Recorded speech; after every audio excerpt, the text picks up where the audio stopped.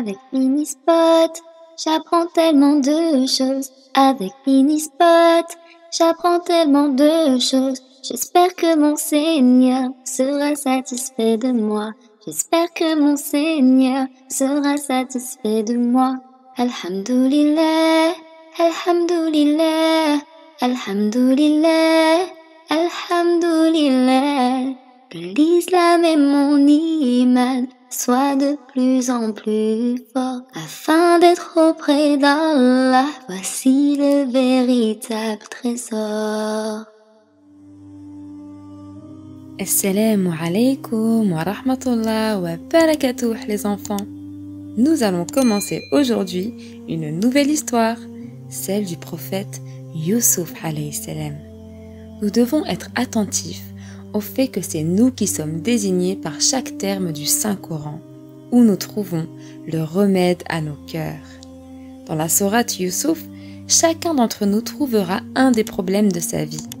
Alors faisons en sorte que notre intention de la lecture de cette sourate et du Saint-Coran soit la guérison de tous nos maux. Allah Azza wa Jal nous dit sourate Al-Isra, verset 82. Nous faisons descendre du Coran ce qui est une guérison et une miséricorde pour les croyants. C'est le remède de la détresse, la vanité et la dureté du cœur. Le terme guérison n'a été cité dans le Saint-Coran que 2 fois, une fois en parlant du miel et la deuxième fois en parlant du Coran. Le miel guérit le corps, mais le Coran guérit les cœurs et les âmes. Allah Azza wa Jal nous dit sourate An-Nahl, verset 89. Nous avons fait descendre sur toi le livre comme un exposé explicite de toutes choses. La sourate Youssouf est une des sourates qui guérit le plus les cœurs. C'est une sourate qui a été révélée à notre bien-aimé prophète Mohammed alayhi salatu wassalam pendant l'année dite du chagrin, soit après la mort de son oncle Abu Talib et celle de sa femme Khadija qu'Allah l'agrée. À ce moment-là, la sourate Youssouf a été révélée pour consoler notre bien-aimé prophète Mohammed alayhi salatu wassalam qui a subi la nuisance de ses proches, tandis que Youssouf alayhi salam a subi celle de ses frères. Notre bien-aimé prophète Mohammed alayhi salatu wassalam a été chassé de son pays, et Youssouf alayhi salam l'a été lui aussi. Mais Allah subhanahu wa ta'ala l'a secouru et l'a honoré. Ainsi, la sourate Youssouf est remplie d'événements qui ne s'accordent pas avec notre logique. L'amour du père provoque la haine des frères. Youssouf alayhi salam fut jeté dans le puits. Cet événement, bien qu'il soit un mal à nos yeux, lui a permis d'arriver en Égypte. Son emprisonnement, qui ne semble qu'une rude épreuve, a fait de lui le Aziz d'Égypte. Nous concluons de tout ce qui précède que nous devons nous en remettre à Allah Azza wa Jal. Et c'est cette idée que nous allons renforcer tout au long de l'explication de la sourate Youssouf. La sourate Youssouf déborde également d'épreuves et de tentations.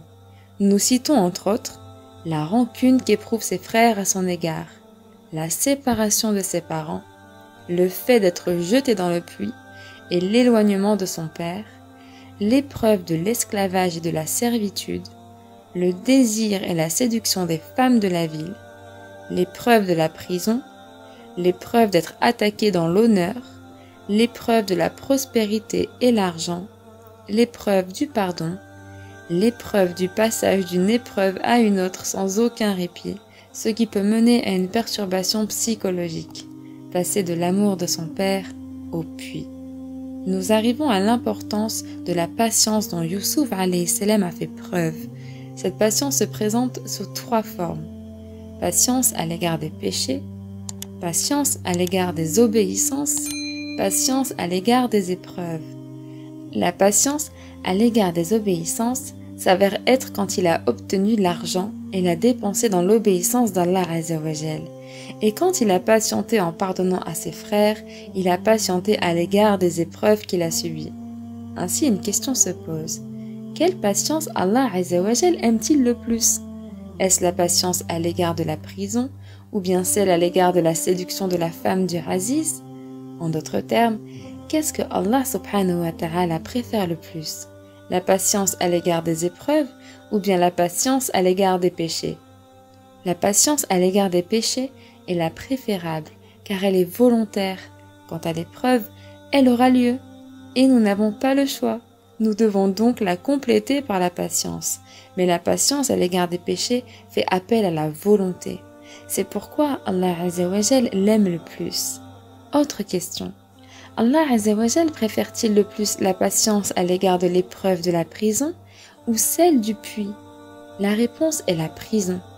Allah Azza wa Jal nous dit dans la sourate Yusuf, verset 33, il dit « Ô mon Seigneur, la prison m'est préférable à ce à quoi elle m'invite. » C'est Yusuf alayhi salam qui a choisi la prison, mais il ne pouvait rien à l'égard de l'épreuve du puits.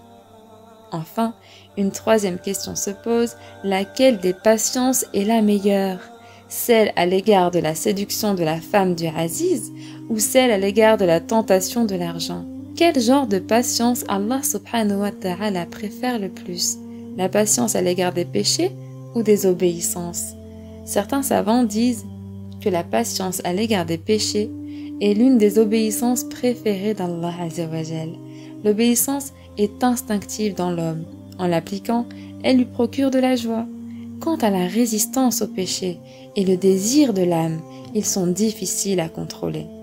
Peu de savants ont dit que la patience à l'égard des obéissances est préférable pour Allah Azza wa Jal. Si quelqu'un applique les obéissances en commettant tous les péchés et un autre ne commet aucun péché et n'a pas obéi à Allah Azza wa Jal, le meilleur est celui qui a obéi et a commis des péchés, car il a connu la raison de son existence, tandis que l'autre ne l'a pas connue. En outre, si quelqu'un fait autant de fautes que de péchés, la miséricorde d'Allah subhanahu wa ta'ala intervient pour précéder à sa colère. Allah subhanahu wa ta'ala a dit « Ma miséricorde est préférable à ma colère ». Ainsi, la patience qu'Allah Azza wa Jal préfère est celle à l'égard des obéissances. Si nous devions classer les catégories de patience selon la perfection, nous trouverons, en premier lieu, la patience à l'égard des obéissances. En second, la patience à l'égard des péchés. Et enfin, la patience à l'égard des épreuves. La patience est une adoration d'Allah Azza wa Jal. En fait, il existe deux adorations, celle dans la prospérité, soit la reconnaissance, et celle dans la détresse, soit la patience. Ceci marque la fin de notre premier épisode de l'histoire du prophète Yusuf alayhi salam. Nous poursuivrons donc la prochaine fois. En attendant, prenez soin de vous les enfants et de vos parents. Et à très prochainement, Inch'Allah.